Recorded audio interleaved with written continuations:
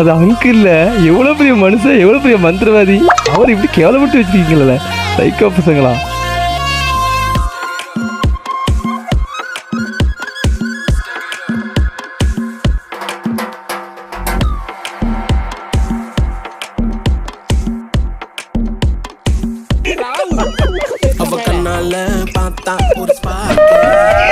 அவர் தம்பி ராவ் நடந்தா gate walk.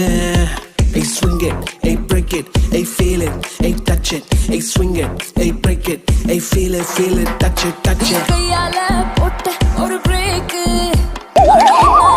சொல்றது கொஞ்சம் ஐயோ மனசுக்குள்ள மாட்டிக்கிட்டு மருந்த வச்சு